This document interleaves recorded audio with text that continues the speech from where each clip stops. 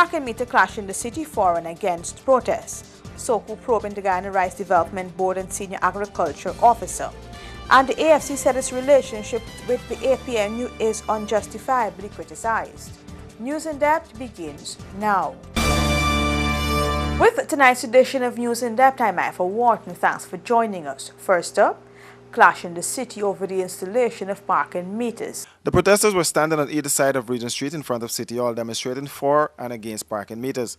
It started out as a silent protest called by concerned citizens who are protesting the parking meters in the city. Some said the deal was badly implemented, while others said it must be removed. Right, the thing about it is to have everything done in a structured way, have something that people can accept. This has been foisted on the people of Guyana. I say Guyana because it's not just people who are in Georgetown, but people who come into Georgetown. It's a complicated system where you have to use a card, and so not enough education has been done, and the cost is prohibitive. The manner in which this metering arrangements have been put into place is totally unacceptable. We look at the percentage of what the main city council will receive. 20% is a minuscule amount. Demonstrators in support of the venture said parking meters are here to stay. The rich and the powerful. The rich and the powerful. Parking meter. Parking meter. Parking meter. The rich and the powerful. The rich and the powerful. City Mayor Patricia Chase Green and Town Clerk Royston King defended the implementation of the meters. As things got heated between demonstrators, one of the protesters against parking meter was arrested for threatening to shoot another protester.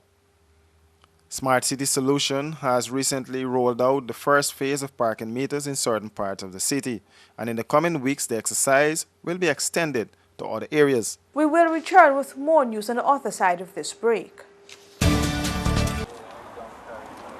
Hey, looky there. Let me go techie boots. Boots? No, mama, I ain't gonna get lock up teeth in them big stinky 30-second boots. Plus, it gonna be more cheaper online. And then got my favorite color, pink. Let me go along. Online shopping. Cheaper, faster, better. Passback.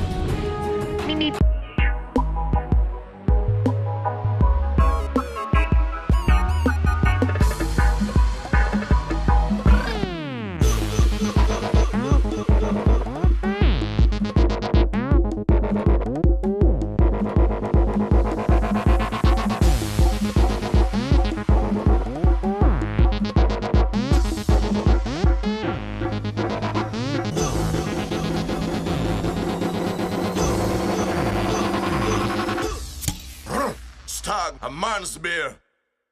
Welcome back. The Special Organized Crime Unit descended on the Guyana Rice Development Board to probe allegations of financial crimes.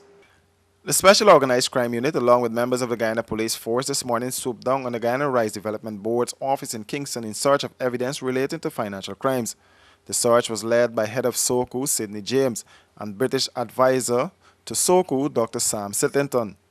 The exercise comes on the heels of revelations of an audited report which was handed over to the police. The audit report revealed that $100 million was allegedly loaned to the General Secretary of the Guyana Rice Development Board to pay rice farmers. It was further revealed that a portion of the US $500 million from the Petro-Caribbean deal with Venezuela is also missing. This is as a result of one of the audits of the Guyana Rice Development Board. And it's important to take action quickly to gather the documentation that's needed for evidence in cases of accountability, false accounting, money laundering, tax evasion, theft. So that's exactly what SOCU are doing, and that's what my advice is, that they should gather the information, gather the evidence and prepare the case for court. Dr. Sittington was not too bothered about the removal or destruction of paperwork from the building. Well, there's an audit trail for everything. There may be documents missing, but you still have an audit trail in terms of financial transactions. There should be projects ongoing. There should be document relating to requirements for their own auditing. They have their own internal auditors and they have an external audit. So there has to be information there to do that.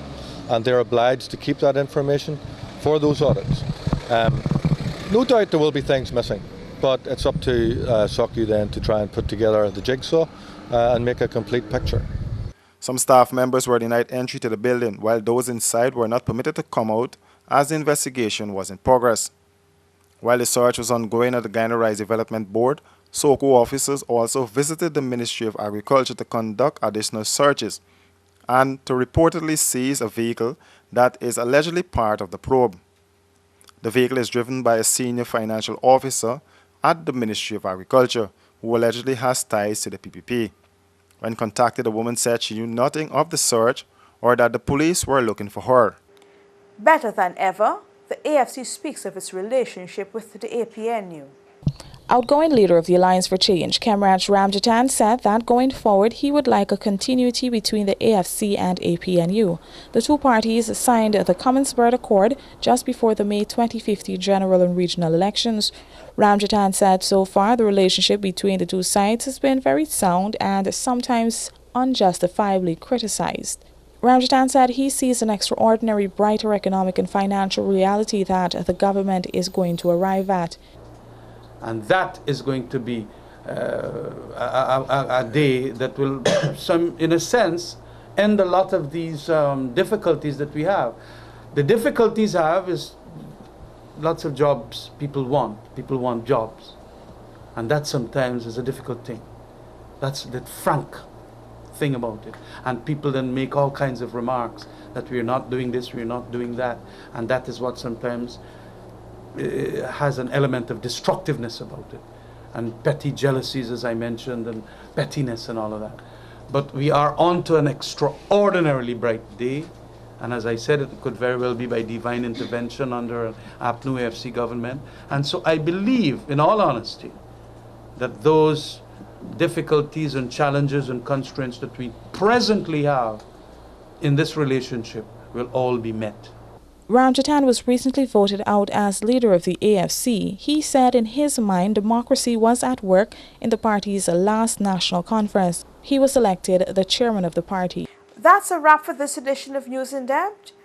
Do enjoy your weekend. See you here on Monday.